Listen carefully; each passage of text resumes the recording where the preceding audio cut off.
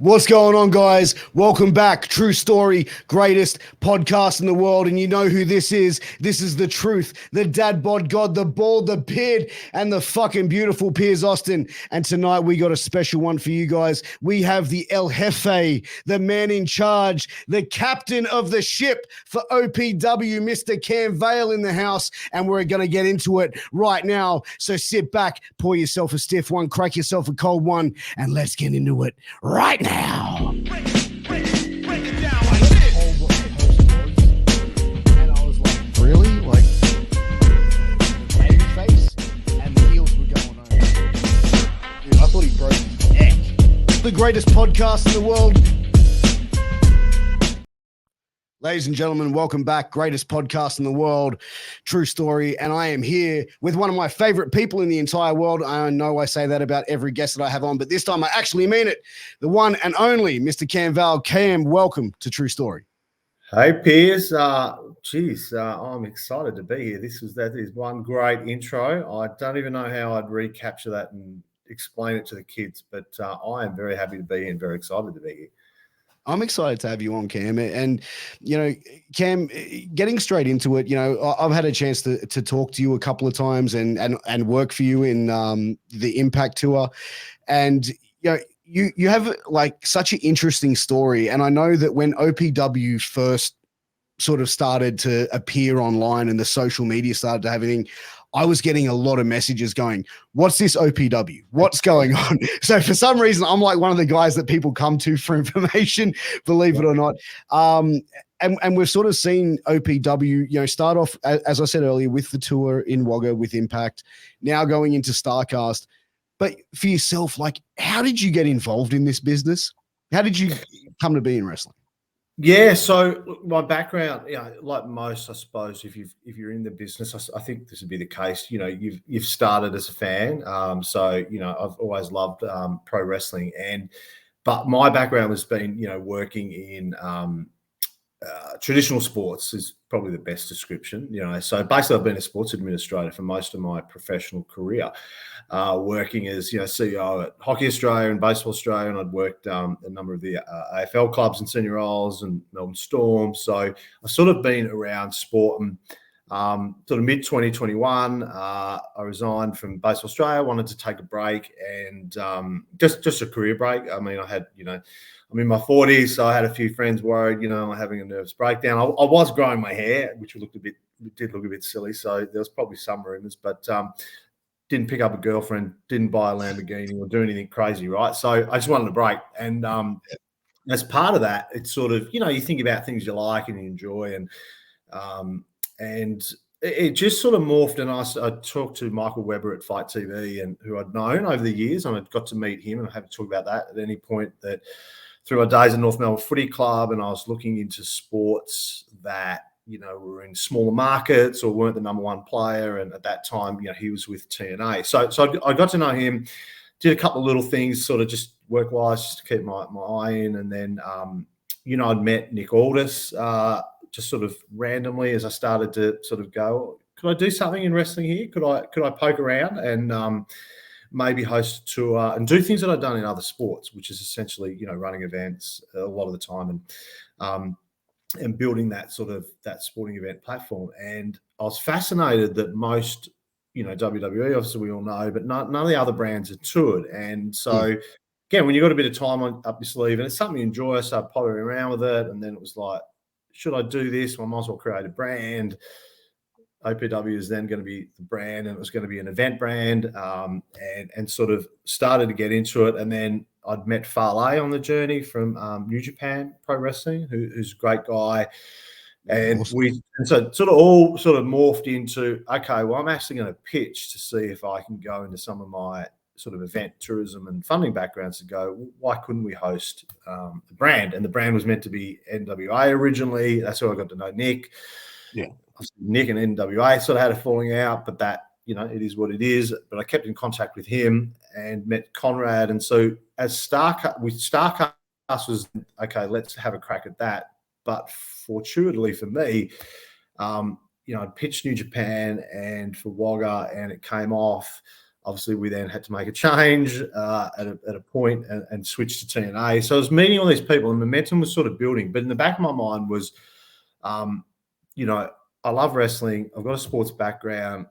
I'm not trying to create something massive and take over the world, but I felt there's a real gap in Australia to do something that others weren't doing. And I respect everyone who's doing, you know, from MCW to all the different brands around the country. I think it's really important. It reminds me a lot of a sporting ecosystem, but it was like, okay, can someone else, can I play a role going into markets where there isn't a brand, and can I take some of these international wrestling companies? And as much as, you know, the logical thing is, well, why wouldn't you take TNA to Melbourne or Sydney?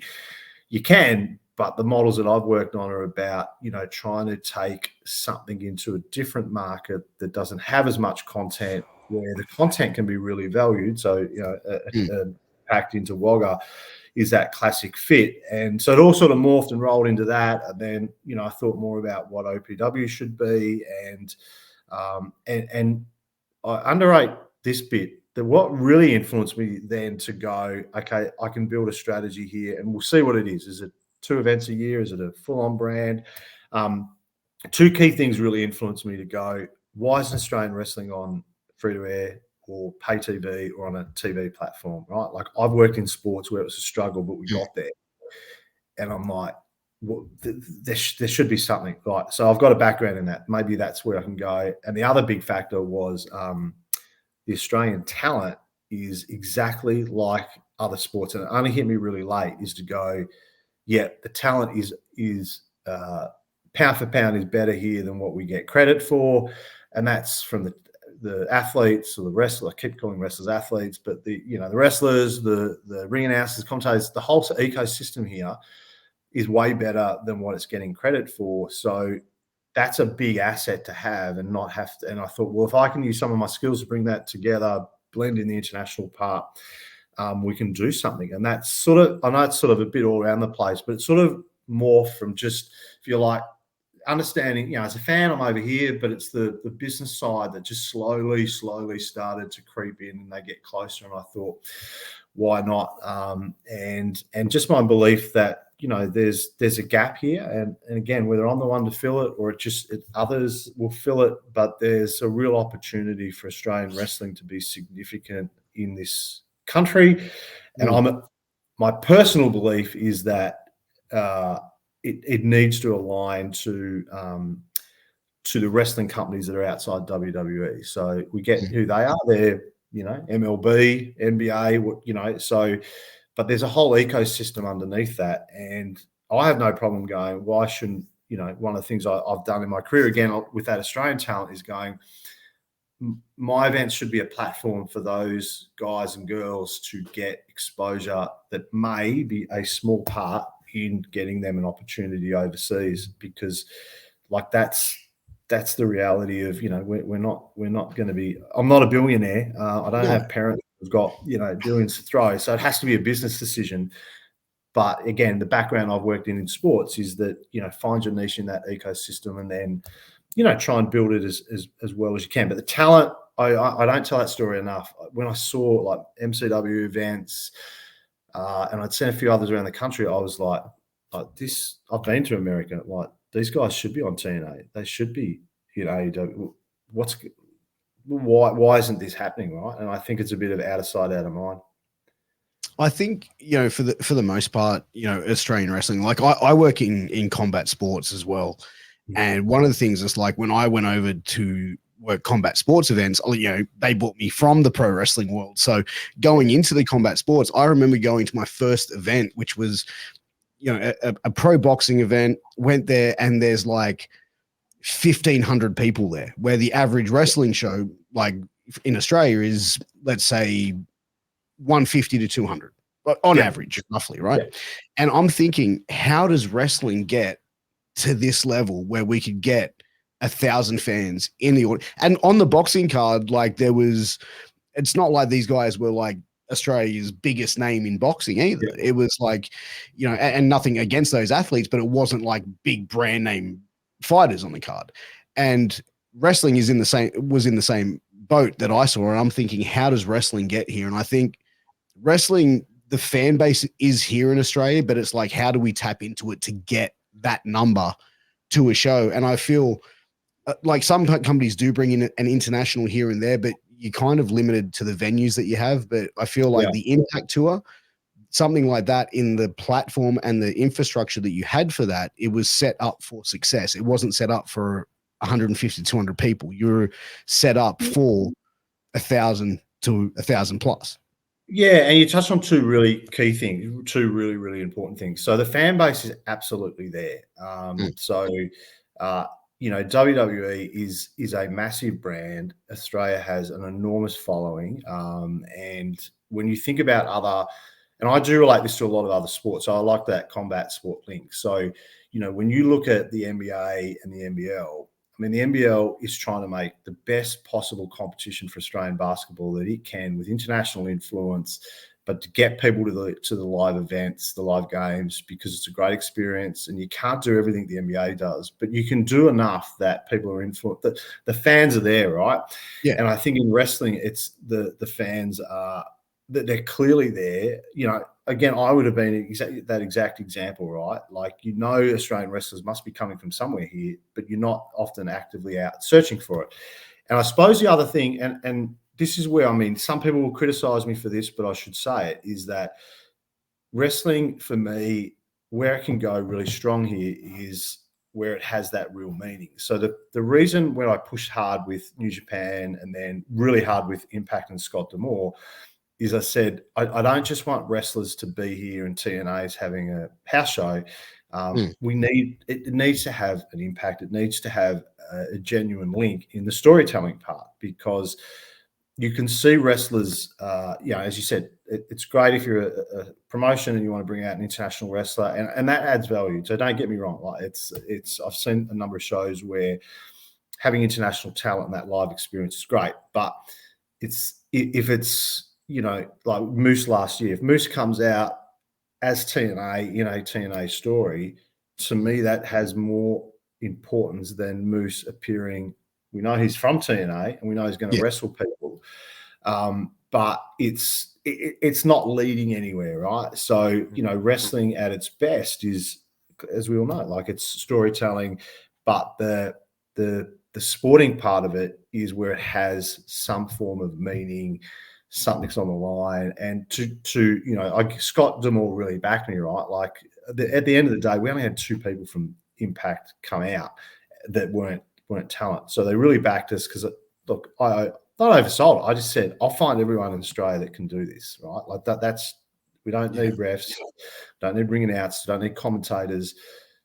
Yeah, Scott, if you want to come, that's great. And maybe someone to help me for the first time for a live event. But my big thing was, we need to have real meaning. And I really pushed hard to go, and we need Australians on the card. I get some of your audience might not know who they are, but they're good enough, number one. And number two, it is, you know, if you're an Australian audience and you want them to follow TNA and Impact, to me, you've got to give them a bit of that Australian flavour. Think of any sport, right? Yeah, like sure. Any sport, especially in combat sports, team sports, individual sports, we want to see Aussies do well. And therefore, we want to see them get that chance. And, you know, that to me is the model I'm going to continue to try to work with. Same with Starrcast. You know, we will have international talent, we'll have Aussie talent. But like, the showcase in Wagga was really important to me. I didn't get it quite right, but the purpose of what I was trying to do is to go, why can't we get the best of Australian talent in front of someone like Scott D'Amore? Because to me, as I said, the talent is there and it's good enough. And I learned a lot from that.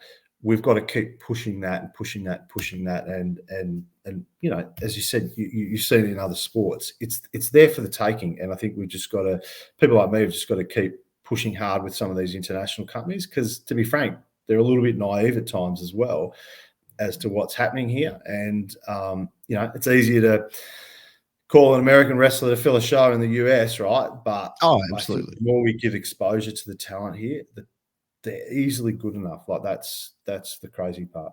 Well, if you look back, like 20 years ago, when I think it was World Wrestling All-Stars, when they came out, WCW just died. Yep. TNA had just started, I think, or it was just pre-TNA. And there was only one Aussie on the card, and it was Mark Mercedes. You know what I mean? And to be fair, at the time, Mark Mercedes, who was trained by Dean Malenko, like had traveled the world, had been there. He belonged on a card like that and was able to go and wrestle, I think, Rick Steiner and go and give him a good match and stuff like that. Whereas back then, I think in Australia, wrestling was never an achievable goal.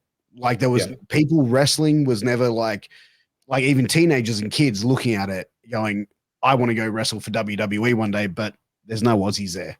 And now you look past 20 plus years later, and it's like you're seeing the Rhea Ripleys, you're seeing, you know, the Aussie Open over in AEW, you're seeing, you know, Buddy Murphy in AEW, you're seeing Grayson Waller in WWE, and the Australian talent now and kids coming up now, wrestling is now an achievable goal, where I think wrestling has more chance to be bigger in Australia than it ever has. 100%. Like, why don't we have the equivalent of a New Japan or a AAA or, you know, one of these, like, and maybe the model is not suited for that here, whereas maybe it's really suited to have 3, 4, 5, 6 of us that can really try to get the content up in different markets. And so I definitely don't think we have to copy anyone else, but the reality, you know, the talent is clearly there. I mean, I'll share this with you. Like Erica Reed is one that we put on obviously the card, and she's become the OPW women's champion. And, you know, I was told there wasn't enough female talent in Australia, you know, that it'd be a struggle. And look, I just stumbled upon her at an independent show, and it's something that I'm going to really try and do in the second half of this year, is to get more around the country, because it's a lot of my exposure still being in Victoria. But I saw her wrestle, you know, great look, great attitude, spoke to her afterwards. And it's like, this is just me, just one person stumbling across, you know, somebody. There's a lot more talent out there. And again, I think, you know, what I saw in Wagga when we did obviously the 2 shows with the Aussie talent, and the ring announcers, by the way, they were pretty good as well. And the refs, the talent is there, and the one, whether you're on the main shows or on the showcase show, I'm really convinced that we've got a lot here. And you know, and I've heard the stories, you know, when I think Rhea and a few others were sort of taken out of here all at the same time. That my experience in sport is that's a good thing, and the talent will come through. Like there'll always be people to come through. I think we've got to back ourselves that we're not a, you know, 1 or 2 shot pony here. So, you know, if there's trials, and we're on WWE at the moment with the Chamber, and if talent gets signed from that, that's phenomenal, right? Because then, yes, they're lost to this market, but we'll push the next talent through the next group. I think, as I said, you know, even from what my limited exposure is that, you know, and so if I've seen 20% of the talent around the country and I'm pretty happy, imagine what happens when I see the other 80%, right? And I go, geez, you know, like top tier, didn't know who top tier was from Queensland. Had someone, you know, you should definitely consider these guys if you want, you know, to break the Victoria, New South Wales sort of stranglehold I had around the event, I suppose. Really good, right? So we should never be worried about, we should be pushing for more talent to be signed at any of these companies, right? They're clearly there, and great credit to the schools, right? Like probably we don't talk enough about some of the better schools around the country that, you know, it's everything I've learned in sport. You want that ecosystem flowing through. So the fans are there. Obviously, fans eventually, in this case, will influence people to, hey, how do I become a wrestler? Can I become a wrestler? And then they need platforms to perform on. But I am very big too that you need to see it, right? So having as good a broadcast, but as good a visual as you can, it is really important, because without that, it is hard to get exposure for any sport or content. Well, you know what's interesting? Like, whenever I see someone post something in, like, there's a wrestling community page on Facebook for Australian wrestling, and I see people post, these are my top 10 Aussie wrestling promotions, and one of the things that I've actually responded to a couple of people, and these were people in the business from promotions going, what about our promotion? What about our promotion? Oh, you guys only pick XYZ. And my response is, because let's have a look at their social media. Let's have a look how they present themselves. they're putting themselves and comparing it to company over here. They're doing XYZ. You're not. You might be putting on a fantastic show, but if you're not highlighting it, you're not promoting it correctly to the correct market, you can't be angry at a fan for not knowing you. No, I mean? and look, like we also know wrestling's strength with fans is their passion for the product, right? Like it's, again, similar to other sports, but I must admit, of all the sports I've worked in, it's probably the most passionate. And I think, wrestling companies or whatever you're doing, like, I know it sounds crazy, but I'd love to get, 20 or 30 of us in a room that are all doing something, right? Like I'm the new boy on the block, and I get it. Maybe sometimes it can be hard to collaborate and build stuff together. But honestly, like the more I've thought about it, the opportunities are there. That if a few of us could work closer together or build off each other, might make a stronger business model, might lend itself better. And again, why wouldn't we want the industry to be really strong? Unless, as I said, unless we get somebody who has a lot of money that just can afford to be frank, to run it at a loss.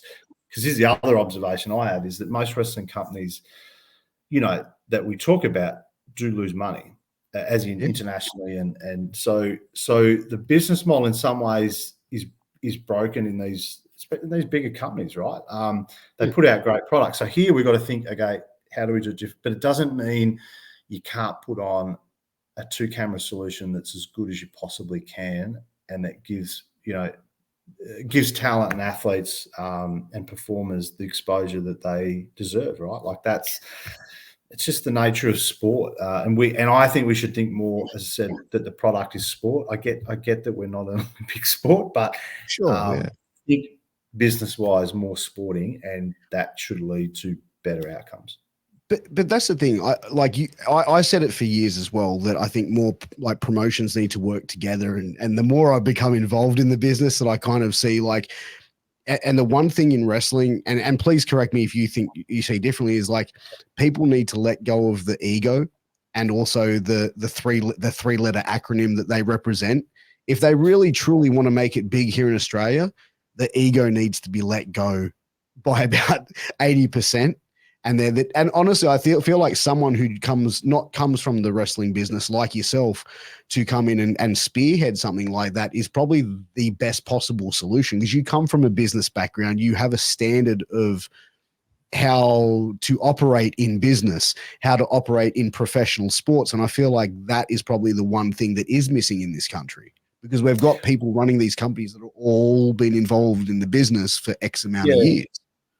Yeah, and look, it's an interesting one, because obviously they have a lot of great experience and have done anyone who puts their money into anything, I give a lot of credit to, because this is new to me too, right? Like I've been a taker for most of my life, right? I've been fully employed, and you can get hired and fired, but I tell you what, it's a lot different than when you're promoting events. But your point really around that collaboration, to me, it is important, because I don't see how it can get bigger and better for all of us, as I said, unless there's a major breakthrough that someone has on their own, or people work a bit closer together. Because again, you referenced, so my background would be, especially in sports like hockey and baseball.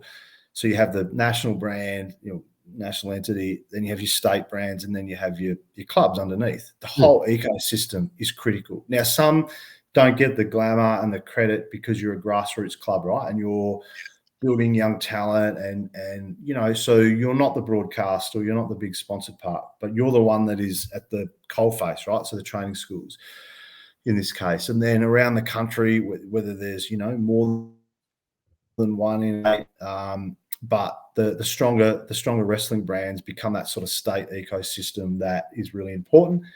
And then again, the only difference is we don't have that national entity, and I'm not necessarily trying to create that, but I'm certainly leaning in to go.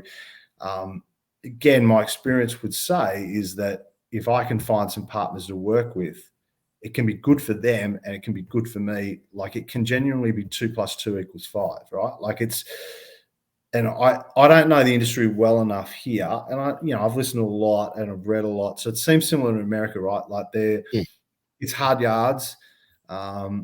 everyone probably wants to be the one that breaks through, and I get that, and I respect that. But if it hasn't happened for 20 odd years, or really forever, then you've got to probably think about doing something differently. And even, I love having chats about it because I don't have all the answers either, but I'm really keen to try and find some of them. So, when people go Australian, and I said before, like Australian wrestling should be on TV, even I go, but that might not necessarily be a 1 hour show each week, exactly like every other wrestling company around the world. Maybe we've got to do something a bit different. Maybe we've got to find or maybe it's a brand from Melbourne, and then it's a brand from Sydney, or it's like there's again, the talent's there. We know the fans are there. I'm convinced the sponsors are there, but we haven't quite found a way to get it to work. So, but I think, so for me, again, and I've had people say, don't collaborate, like do your own thing. Of course, I'm going to do my own thing to a degree because I'm my own strategy, but it doesn't mean I wouldn't work with others. In fact, I'm probably want to work more with. There's a breakthrough, I think, by doing that. But it's interesting just how, again, different people, and I get different backgrounds, right? Like you have been in for 20 years. And then I come along with my attitude. Well, it's probably a bit confronting, right? Because it's totally different. And but again, I think we've got to think more like other sports, not other wrestling companies around the world. That we're Australian, so we have a mindset here that is different. What we do, as I said, we know the fans are there because of WWE. We know the talent is there. As I said, so that's a big ingredient. And especially if you've got the fans, the commercial aspect has to be there. It just has to be, because it's not like, I'm rambling on a little bit here, but I've had mates that you're running badminton Australia, you got a hard ass, right? Like that is, they've got to do everything hard, right? For every level up, right? There isn't a international, badminton's in the Olympics, but there's not the NBA of badminton, right? So there's a challenge for a sport like that. Wrestling, again, we've got the ingredients, and as I also find too, like lean into the strengths that wrestling is creative. It is fun. It's absolutely sport presented, but it has the storytelling aspect. I wish in some of the grand finals that I had in the Australian Baseball League, I could have crafted the story exactly the way I wanted it to go. But so it's a one funding partner, so I can guarantee the main event's not going to be a fizzer. And so we've got, it's such a great product for sport and business. So that's what's really drawn me in, is to go, it's almost the perfect product, really. And again, some of my mates in other sports would go, "You've changed, Cam. Like, it wasn't about winning gold medals and stuff." And it's like, well, of course it is. But wrestling it's there. But the Australian market, as I said, like honestly, we should lock the best 100 people in the room and not let us out for about three days until we've worked it out. Yeah, or till people start killing each other. Well, maybe there'll be some carnage. Yeah, so maybe if the ratio gets down below 75%, then we call the cops.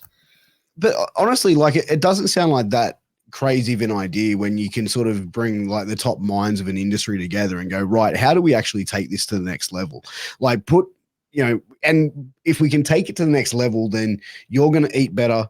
They're going to eat better. We're all going to be eating steak, go from eating salad to eating steak overnight. How do we get there? And that's the process. And I think a lot of people sometimes can't see the forest from the trees. And because wrestling has been such a protected industry for so long. So it's like anyone coming in, like I remember when I first started to sort of start being on shows and stuff, it took a while for people to warm to me, because it's like, hey, who's this guy coming in? He's new. He's not trained. Who is this guy? And it would have been the same sort of thing for you, where it takes a level of while before people sort of open those doors of acceptance.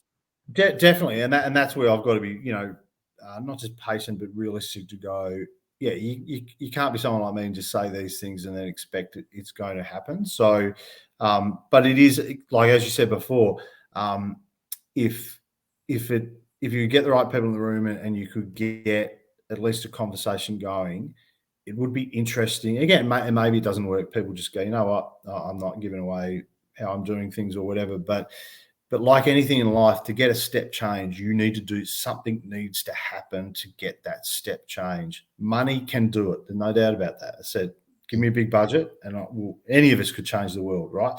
But that hasn't also proven to be in the wrestling world necessarily the greatest thing either, right? Big budgets can sometimes lead to, a tremendous collapse. I've seen some of the sports I've worked in, private owners. I used to joke sometimes to go, if that private owner, he has a divorce or he gets hit by a bus, the whole team's going to fall away, right? Like, so you don't want to be too reliant on somebody with the cash that can just underwrite this stuff, because that doesn't work either. Well, that's what I feel like's happening with AEW. Like AEW came in and started, and they had such a hardcore, loyal internet fan base. But when you look at their shows, they're not selling out arenas. They're not really drawing big crowds. And if we're going to be realistic, are they comparable to WWE? Like, probably not. You know what I mean? Like, No, can they be? Yes, in 10 years' time. But I mean, I feel like even then AEW could possibly only be around for a couple more years. But like I said, I could be completely wrong. People said the same thing about TNA 15, 20 years ago. Yeah, look, it is interesting. And I've got to know some of the guys at AEW. So again, I respect anybody who's definitely plowing a lot of money in, and I think they've been good for the industry. Like, I mean, soccer doesn't worry about how many leagues there are around the world, right? It just worries about being as big as it possibly can be. So I think there's a lot of room for wrestling to still keep growing. But you're right. Like the challenge, I think, for the AEWs, TNA, any of these companies is to work, what's your niche in the marketplace that is really compelling. And again, to me, if you don't have a business mindset at that end, it's just fraught with danger, because it could just unravel at any point, as opposed to, and again, WWE is the biggest, it is the best. I know, obviously, we've got Eric Bischoff coming to Starrcast. There was a period where it wasn't, and that 90s period. But even that rival, like this, one of the great studies that anyone I reckon who wants to get into business in sport, or probably business, should look at, is to go, how did two rivals go head to head for 2 or 3 years, but the whole industry went up, right? Like, it went up because of that, right? Like, it wasn't for a period that the numbers were being cannibalized. The numbers went up. And again, they weren't collaborating, of course, but it just shows that there are other ways to take things forward. And again, wrestling's now probably settled in. There is one big mothership. Where else do we all fit into that ecosystem? And yeah, I just think that in Australia we've got all the lessons to have been learned around the world, but we have Australian sport and Australian DNA, lifestyle, whatever, to go. There's a way forward for wrestling in this country that again, I don't have the answer yet. There's a tweak, there's a point of difference, and that will be, again, step change. I'm big on step change.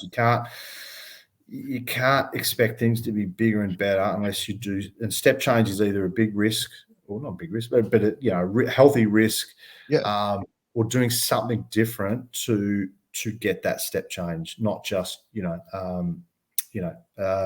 it's just going to happen overnight.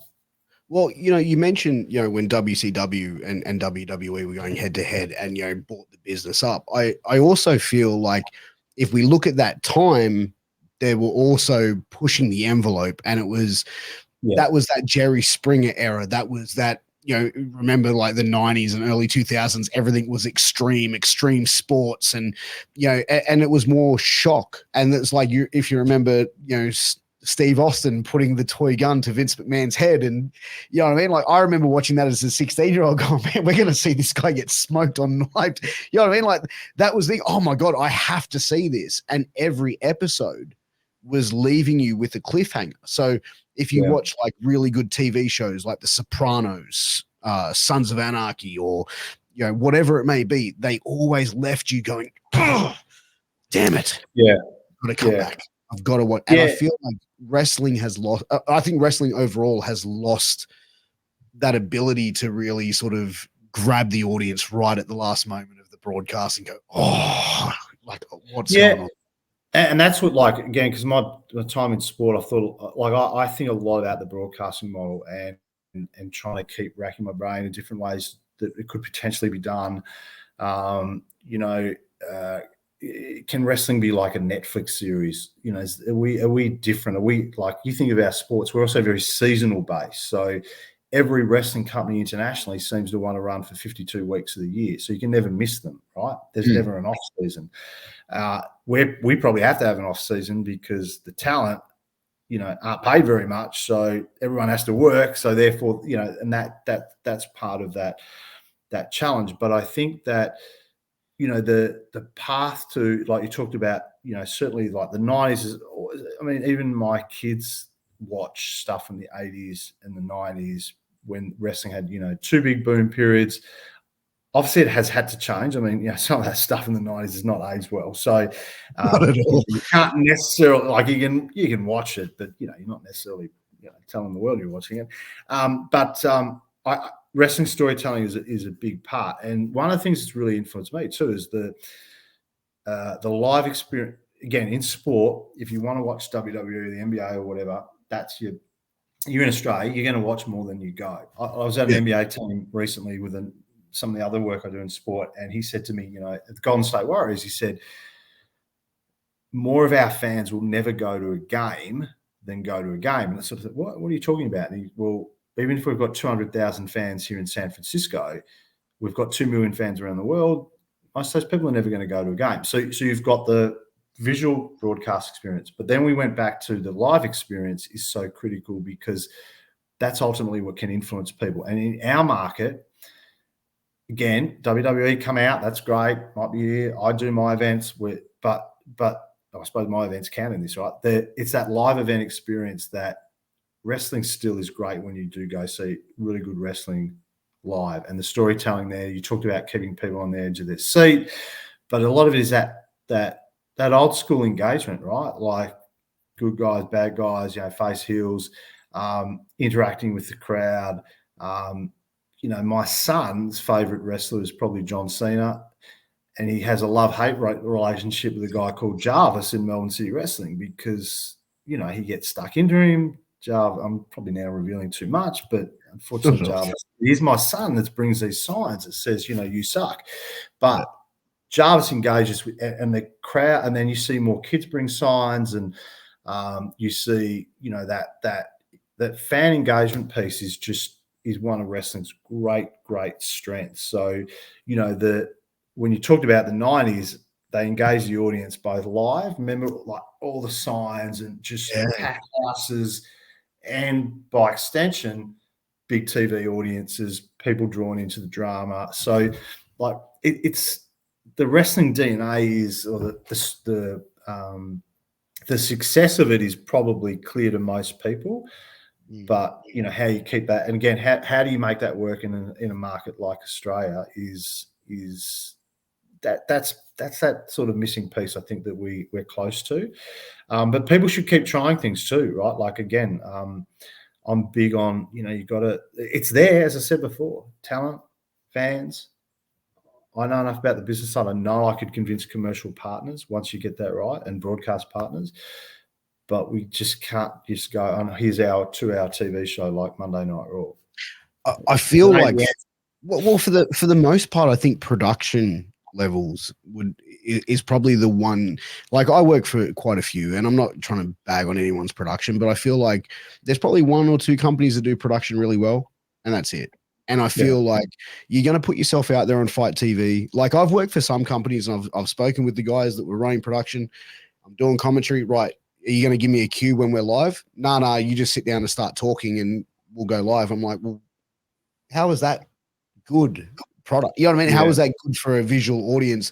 They get me halfway through going, wrestling. And they hear half of what the commentator is saying. And it's, you know, and I feel like that's the one part where probably does need to be improved the most, because I think the in-ring product, I think the talent that we have here that is on shows Australia-wide, there's a lot of talent here. Oh, 100%. But I feel like the production needs to be taken from here to here. And the 2 key parts of that, because I think that is, like, for me, that is critical in my business model. My model cannot work without a visual medium. And again, because we're sharing, I didn't make money on the production in Wagga. So from the cost of the production for the Impact event to the amount we got a fight was a gap, right? But I'd factored that in. Okay, that's a down. There'll be ups elsewhere. And the reason though why it's important is I think if you're not prepared to tackle that part, and I'd share this with any wrestling promoter, that if you can't, you can't just go, well, we're only going to make $1,000 and subscriptions or whatever. So we can only spend $750, right? That doesn't mean you have to spend 20 grand and do a WWE production, but I feel you have to invest in that to grow it, that it will be a loss leader early on. But ultimately, it is where you are going to get more people watching, more people going to your events, potential for more sponsors. Like it is proven in sport and also in production now. You don't there is a lot of efficiencies and a lot of really good technology, and whether it's just really strong hard cam and, as you said, a good producer or director. So back to the collaboration piece. Even if we all go, Cam, you're UN nations, whatever, you want everyone to be happy and friendly and working together. It can't happen. Yeah. But what we could all do is at least go, well, we've got the best production directors, producers, maybe there's 2 or 3 groups, and we can all tap into them, right? And then we can go, you know what, let's compete on our shows and our stories and whatever else we're doing. But I think part of the challenge is, again, not enough of us are going, well, how do we invest in some of these people and give them a chance, right? When I had the one guy outside Scott for the Impact Tour, Dan Reel, who does the production side, I said to him, mate, I'd almost pay to get you back on your own to help oversee a team here, whether it's at my event or somebody else's event, because the talent, the skill set's here, but a lot of people don't get a chance to do wrestling that much. And I suppose boxing and MMA are similar, but even I observed, geez, wrestling is a unique product to produce and to direct. So the cameras are there. I don't think it's a cost thing, but I would love to have a skill base that's developed where, again, we could all running wrestling shows could tap in and get great producers, directors, and people that are used to filming or camera work for wrestling. Like that would be, I don't even see how that's a disadvantage to anybody. No, I think the production is such an important piece.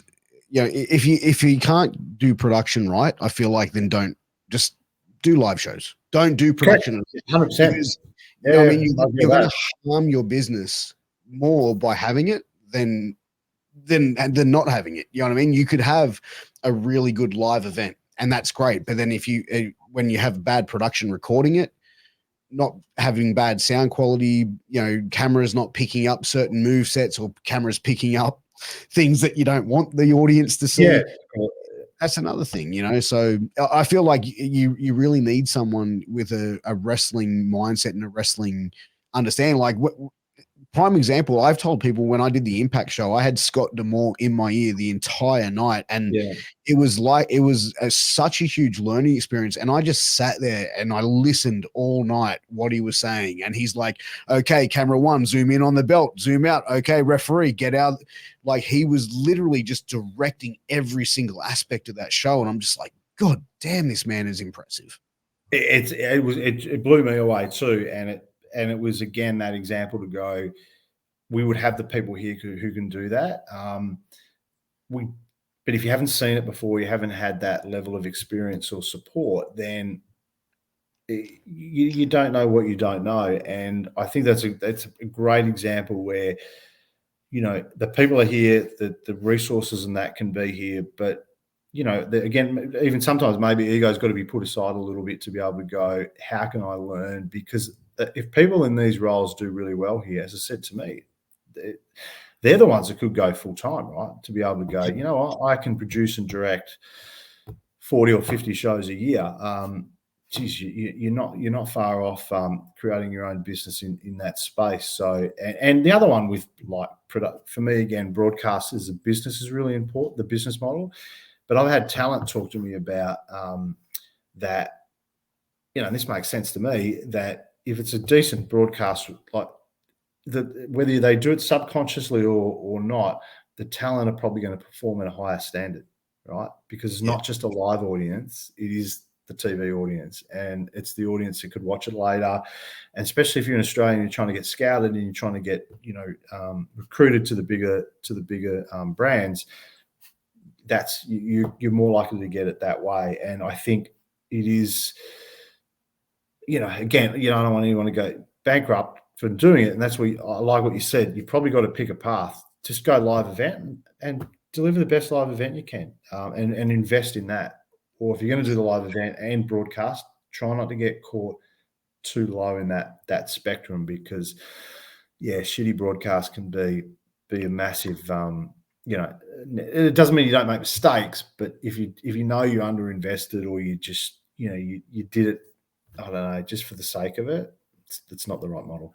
Well, I think even as we said earlier, the business mindset of it, and people having, I feel like that's one thing that can sometimes go missing here with Aussie wrestling is the business mindset. And I look at it going, if I was to book a show, how am I going to get the most return?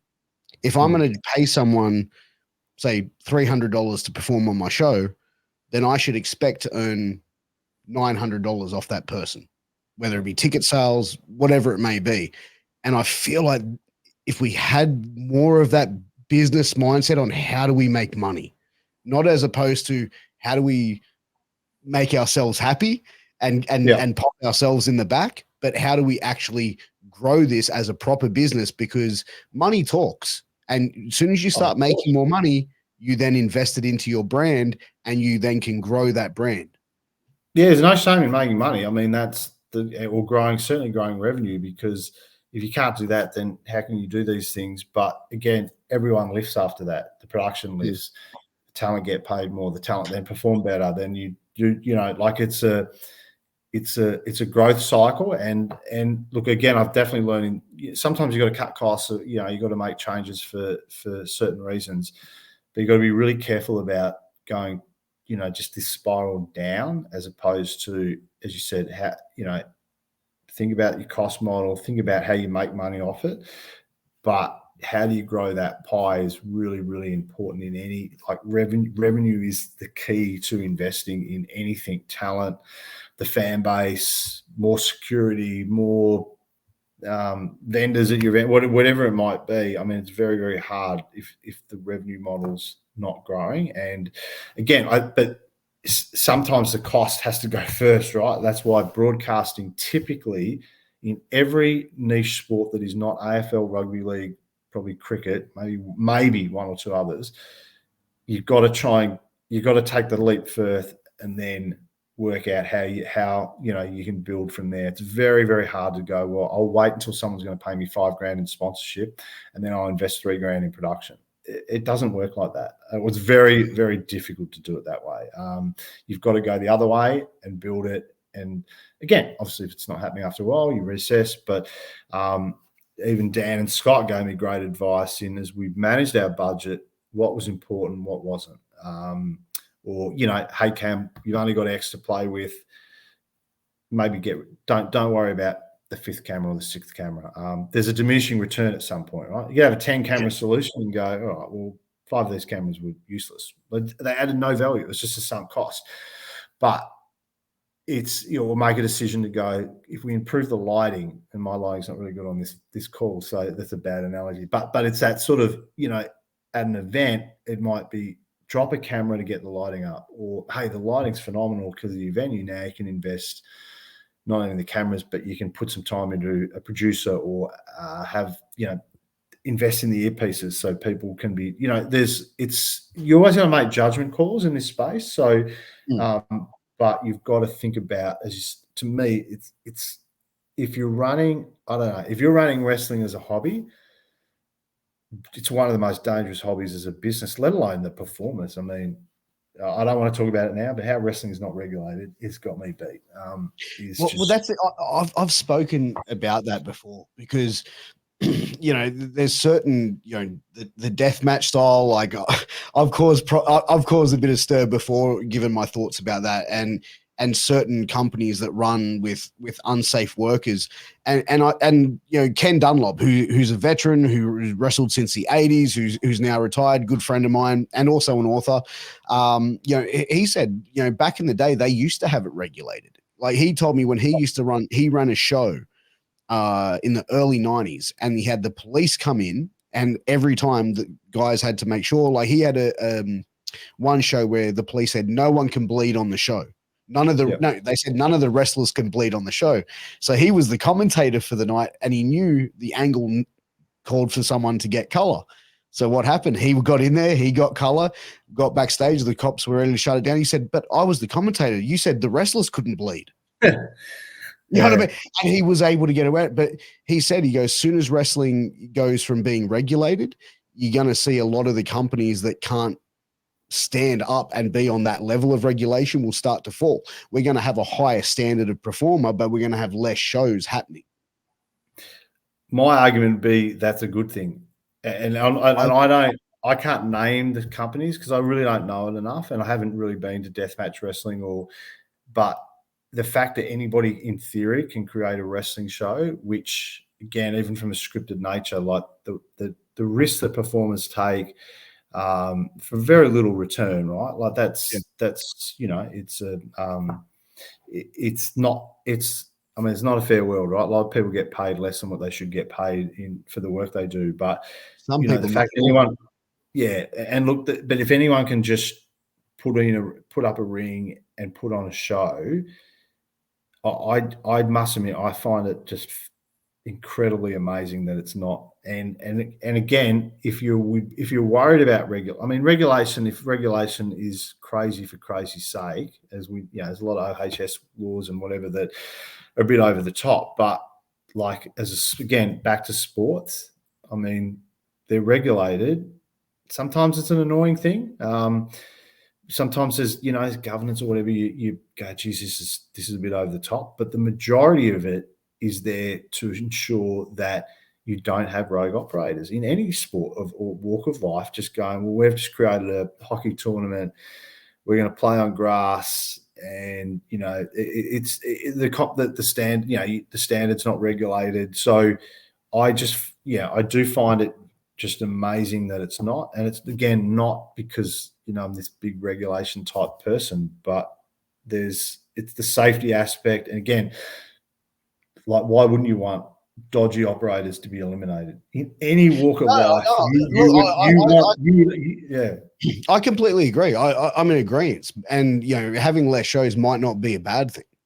Maybe for the fans, maybe for certain things, but not dangerous shows. You're losing anything that's genuinely dangerous to fans or people. Because the other thing is, what could unravel all of this is if something serious happens, and that could just happen because it is regulated. But if it's regulated, you've done everything, and obviously accidents and things occur. But if it's because people are rogue or whatever, like, again, sports like boxing and MMA are good examples where if there wasn't for regulation, like, I'm sure there's people on the edge of it, but imagine if there wasn't, right? Like, it's just crazy to think that anybody can do it. And what I've slowly learned with the talent is, obviously, too, like anything, there's a skill set in life. And if you're not trained, or you're not, the right performer for the right show and the right event, I mean, that's a danger in itself. And we saw it last year, Cam. We had we had a wrestler,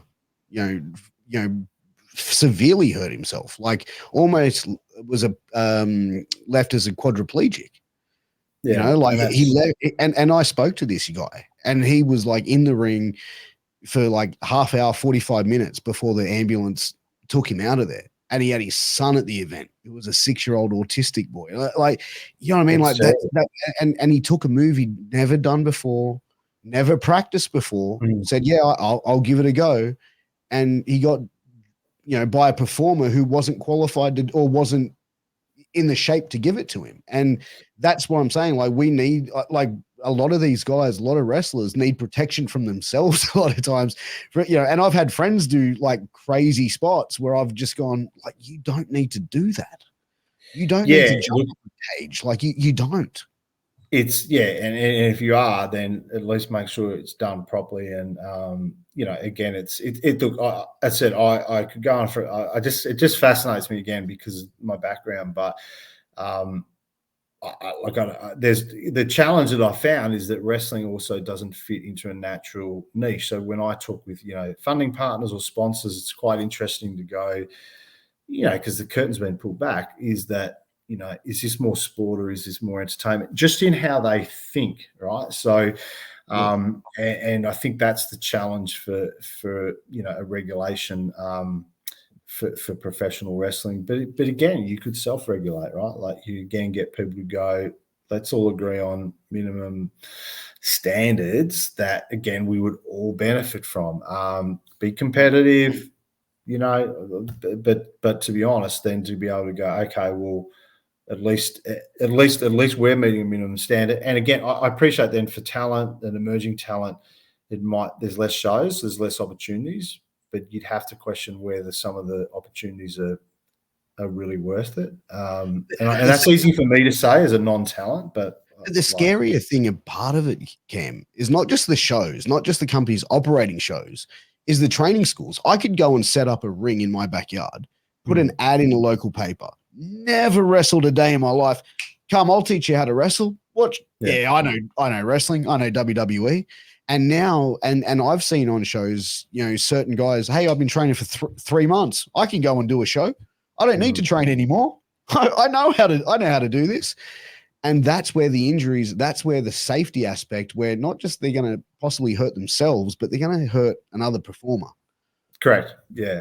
And I think it's a big, it's a uniqueness of wrestling, right? Like a competitive sport where, you've got the health interests of your opponent and whatever else. But yeah, look, I'm not sure what the answer is, except, no one should be afraid of at least having their own standards to try to meet, because accidents do happen, of course, and things don't always go according to plan, but regulation is about mitigating that risk and showing what you should be at least trying to meet a certain standard.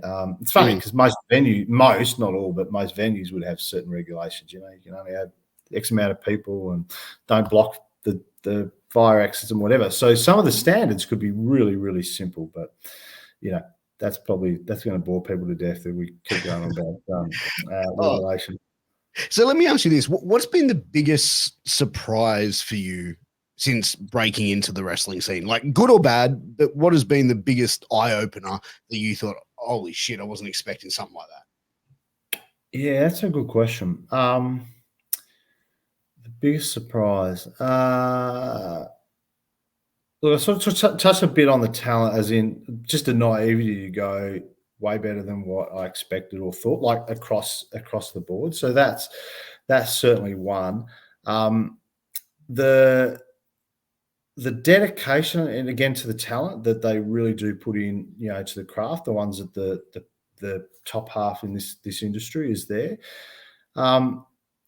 Yeah, look at the biggest surprise. I'd have to probably think about it a bit more. I mean, there's been a lot of learning. I've learned a lot on the journey. Sure. But I mean, I probably was told a lot that the wrestling industry is, a bit old school in its thinking, and maybe, there's almost like the handbooks there, and it's been given down to the next promoter and the next promoter. I've probably seen a bit of that to some degree.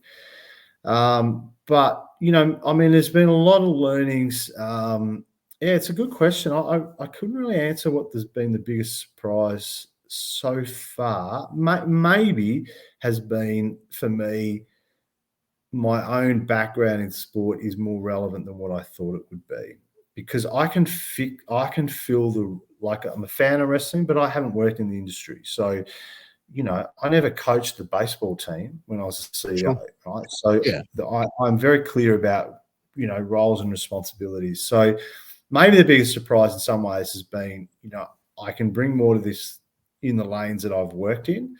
And and therefore, keeping to that and not, trying to be too many things. We talked about AEW. I don't even know how he does it to be Booker, CEO, and then, run two other sports or whatever it is, right? So, but even that just goes against my philosophy of sort of, if you're running it, here's the direction I want, but, having people that can do the creative, support the event or the direction I want to go is really, really important. So I've probably been surprised at times that there's, a hierarchy where one person at the top seems to have to do everything. And there's a lot of people that want to help. I don't have that problem. I have people wanting to help and they're not bleeding me for money or anything like that. They want to have a crack. And it's like, so I've probably been surprised a bit about that. Like there's a lot of good people out there that, I probably haven't spent enough time trying to go, you know what? Yeah, I'm going to hand this over to you. Do something, we're going to launch something next week around a sort of fan engagement tool called OPW Nation. And like that is bringing somebody on board to help who has a skill set. And so back to your question, it's like, I think the surprise is there's a lot of people out there that want to help for really good intentions and good reasons. And, I've got to keep to my own philosophies of, I've got skill sets around running sport, try and put people in place that, can run wrestling and know wrestling and have that skill set. That's, that's there better than I thought. But the surprise is probably that people want to do everything. And that's, I don't know. It's hard to do everything, right? It's hard to be the promoter, the booker, and then compete in the main event like that. That to me is I think for the most part, when people are promoters, they want to be the booker. They want to be their own Vince McMahon. They want to be able to, dictate to what's going on. And sometimes, I really don't. But I want to run a really good business model and be hopefully profitable and then successful and go. You can be the front person, or like I have no desire to get in that ring at all. not gonna turn heel and become the Mr. Vale character. If I do, I've sold myself out because it must be two reasons. He's either really worked out a way to make money, or he's abandoned everything he said he was going to do. But but I feel like that's for the most part. Like, and as I said, anyone who gets involved in wrestling, whether it's promoting wrestling, they're a fan from the business from the get go. There's something in there. I feel like you look at Tony Khan. I think he is one of the most probably passionate people about the business and just wants to immerse himself in it. But I feel like if you look at it from a business model and see how they've I feel like they've declined over the last 12 months. I feel like that's because he has so many great minds there, but he's just not willing to let go of the magic cup. He's not willing to give that freedom up. And it's clear like that because he wants to be everyone's buddy. You know what I mean? He could be the best CEO in wrestling of all time, right? Like he has a skill set and he has the money. But if he was the helicopter CEO or promoter or owner, whatever he wants to call himself, and then put all the right people underneath and lead them, but let them do their jobs. I think that could be a game changer, right? Like that. Absolutely. That's where they could be at a different level. And yeah, you're right. Like wrestling is, again, similar to other sports. Most, fans become players or performers in this case or whatever.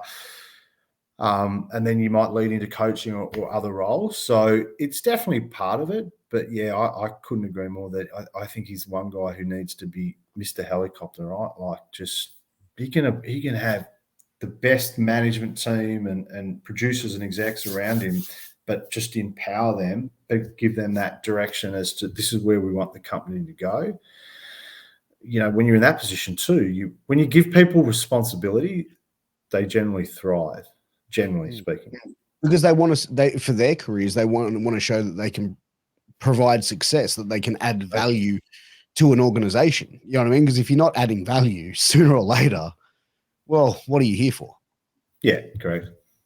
So and that's the thing, the overall. But I think he's probably still learning along the seat of his pants about how wrestling operates because what we see, like he does, he wants wrestling to be, he wants that company to be friendly and everyone's all friends and we all, come in close. But like sometimes when you have that level of position, you have to have a side of you that can be a heavy, that or have a heavy there that can step in and go, no, this is not how business is going to be done. And I feel like that's Yeah. probably one of his downfalls, to be honest. Well, and again, that's definitely not the comparison, right?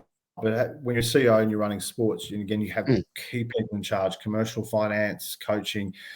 You have to be in a position to keep them accountable, feet to the fire, that sort of stuff. But you've got to give them a chance to succeed. And yeah, if you are too close to it, I mean, some of the toughest times I have in sport is where you have to, especially with coaches, you have to, let them go. And ultimately, if you let go too many coaches, then the boards start to go, I think the CEO is actually the real problem here. You can't seem to find the right person. So, but you have to be able to separate yourself. It's a big part of running sport and business because sport is so passionate, right? It's different to other, to run office work, or to run your cafe or whatever you like. There's a passion inside sport, and when you get the business part, like it's such a fine line to getting it right. And if you're too entrenched in it, as I said, you have to, sad as it is, you want everyone to do really successful, but you also have to be prepared to go, look, a hard decision has to be made. And if you're in charge, you're the one that has to make it. Yeah, absolutely. And, I think if you have too many hats wearing too many hats at the one time, there's like, I feel like there's only so much someone can take before burnout starts to kick in. And some people can go years, but like there's always going to be that moment where it just, and you crash and burn. Yeah. And look, I really, because I've been running events with other, one event now, the second event, Starrcast, running it with other people. I haven't really had to do any of the booking side, but even with the showcase, and the talent were great with me, right? But honestly, I was learning on the ropes to sort of, hey, here's what's going to happen. And then, I shared this with anyone. I hadn't really explained who was going to be the, the face or the heel. So the talent very politely asked me. I mean, they were very good with me that day and again, it's like, it's even for me and my small business. And when I do my first standalone OPW event, I'll be looking for somebody to help book the show because that's not my skill set, number one. And number two, I need to give direction, but I want somebody else to be able to do that because I see that like the coach. So I think it's one of the most important roles. Like the coach was always more important than the CEO, even if I got paid more or was higher in the food chain, because the importance of obviously the on-field product and the same here is critical. So it's something I have thought a lot about, even at my simple level, to go, first OPW show probably be standalone will be in August, still with some brands, but I'll have more control. And I will be looking to go, who's going to help book this show for me? Who can help find the talent? Here's the direction I want to go. We're going to run this many nights. I want a mix of skills or styles, so I'll give that direction and then go, you go off and do that for me. You help me do that so that it's no different to everything else I've ever done, and empower people in the key positions. Don't think you can do it all yourself.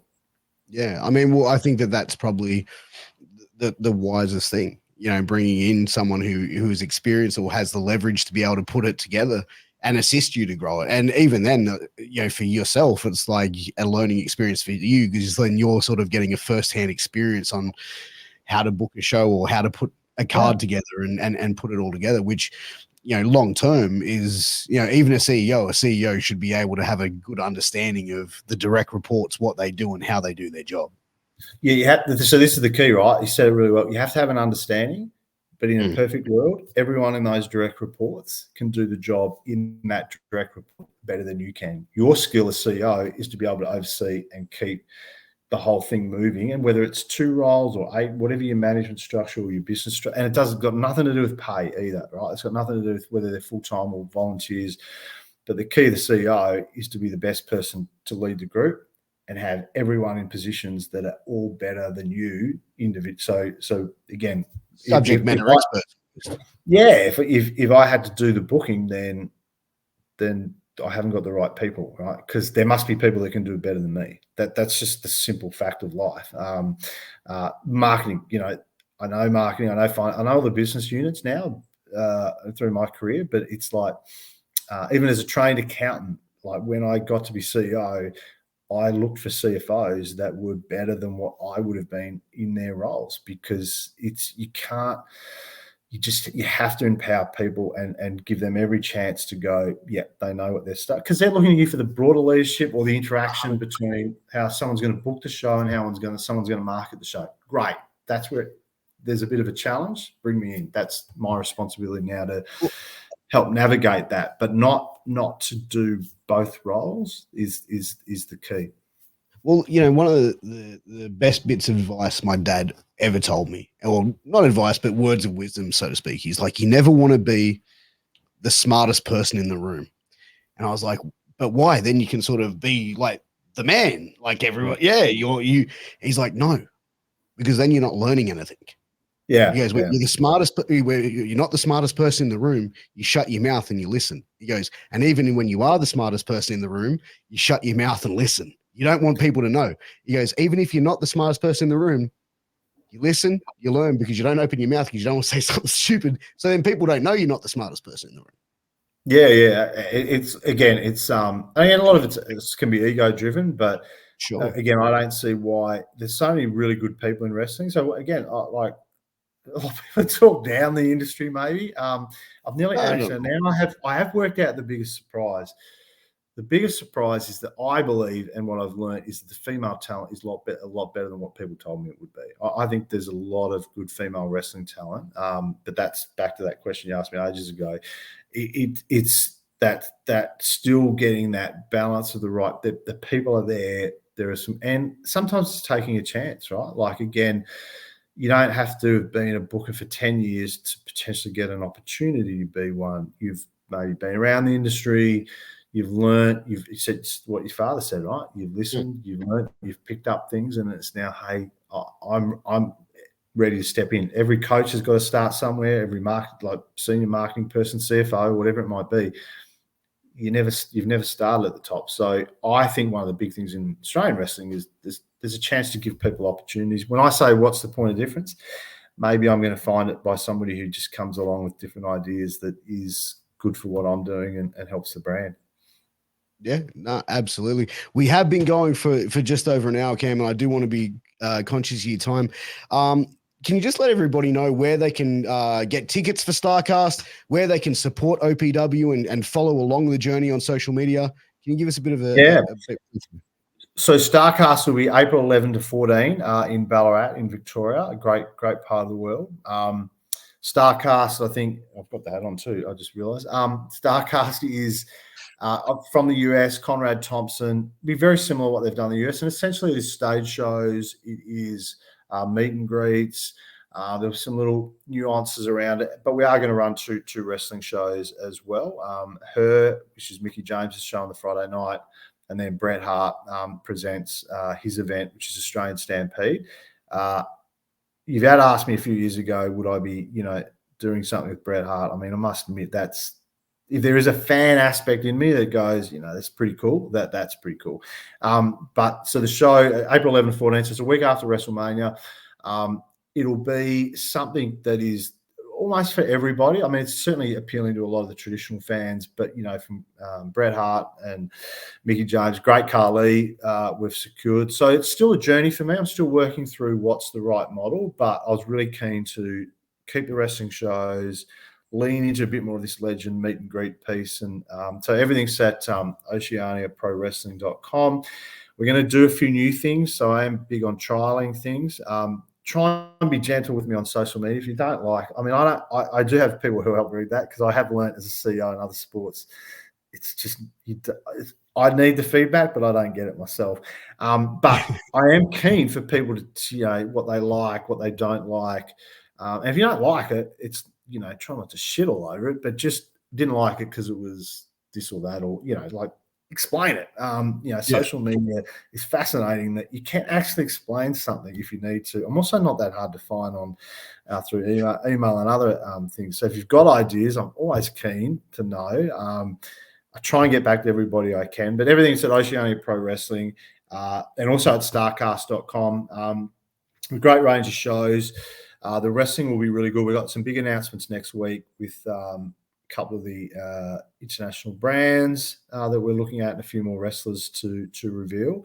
So, yeah, it's look, I hope everyone can support it either directly or online. There'll be certainly a way to watch the shows, both the wrestling shows and the stage shows. So we're just working out what platform or partner that's going to be. I am really pushing hard. I'm going to give you an exclusive to try and get Australian TV behind this. I am using a lot of my personal and professional capital because I'm just convinced wrestling should be honest. Now, if someone said, yeah, we're ready to do it, Cam, the challenge is I don't quite have exactly the model that I want to do, but that's when I will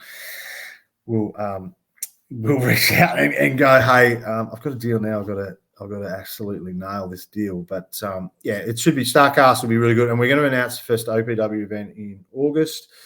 And I'm keen to now look at, starting to evolve the brand a bit more.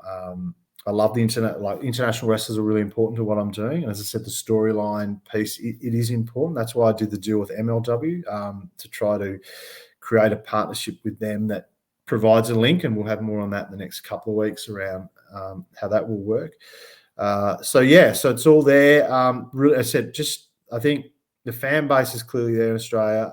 Absolutely. Some of the online forums are really good. I do try and read as many as I can. As I said, people have good ideas. As I said, it's just that, this should be in Sydney, not Wagga. I wish I had the money to do that's just not how the model's going to work, right?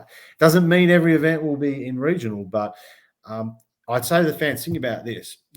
All of us who followed wrestling have had people, shit on wrestling, make us not feel like we're, watching something it's junk and whatever else. And it's almost like it's almost like a guilty pleasure for a lot of years. Like now it's more so acceptable, but like 15, 20 years ago, it's like a lot of people kept that in the closet that they watch wrestling.